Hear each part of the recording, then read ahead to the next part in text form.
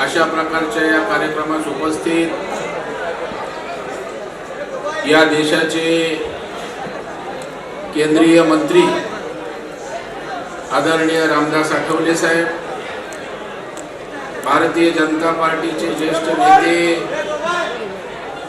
या राज्याचे कॅबिनेट मंत्री, मुंबई उपनगर जिल्ह्याचे पालकमंत्री सन्माननीय आशिष शेलार साहेब,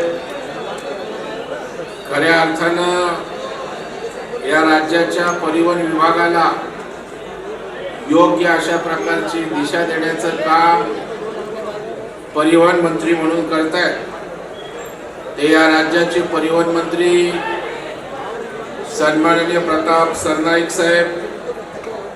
आणि आजच्या या एक ऐतिहासिक अशा प्रकारच्या कार्यक्रमाचे आयोजक हाजी अराफत शेख, व्यासपीठावरील सब सन्माननीय मान्यवर और रिक्शा टैक्सी चालक भाइयों,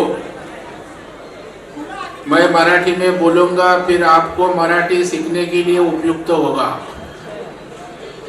आज या ठिकाणी हाजी अराफत शेख यांना मनापासून धन्यवाद देतो की आपल्या या चालकांसाठी मराठी बोलण्याची शपथ आणि त्याचबरोबर त्यांच्या हक्काच्या रक्षणासाठी जाहीर अशा प्रकारचा कार्यक्रम घेऊन एक जबरदस्त असा विश्वास या सगळ्यांना दिला, त्याबद्दल हाजी अराफत शेख यांचं मनापासून अभिनंदन करतो, त्यांना धन्यवाद देतो।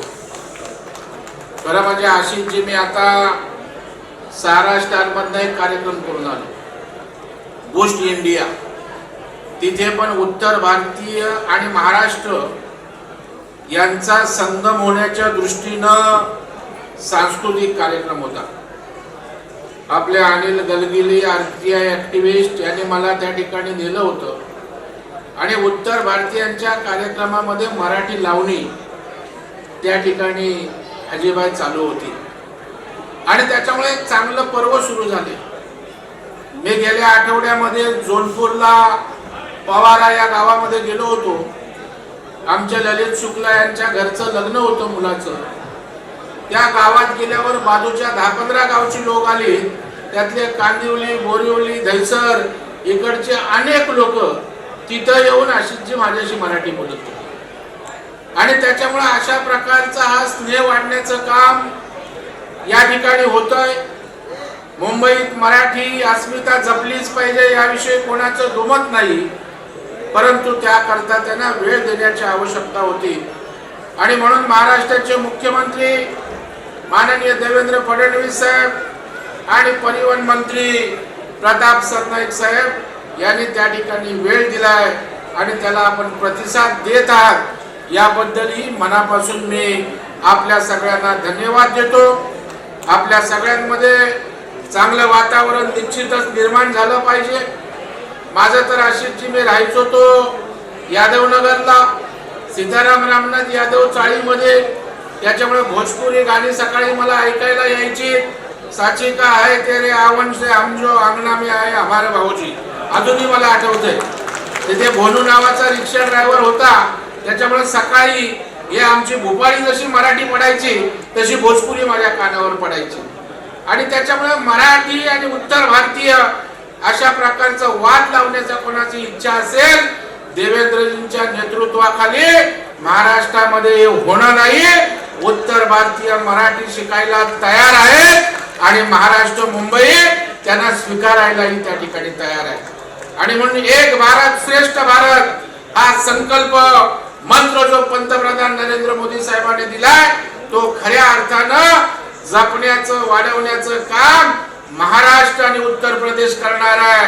महाराष्ट्रातला मराठी माणूस आणि उत्तर प्रदेशचा हिंदी भाषिक हेच या देशाची ताकद आहे।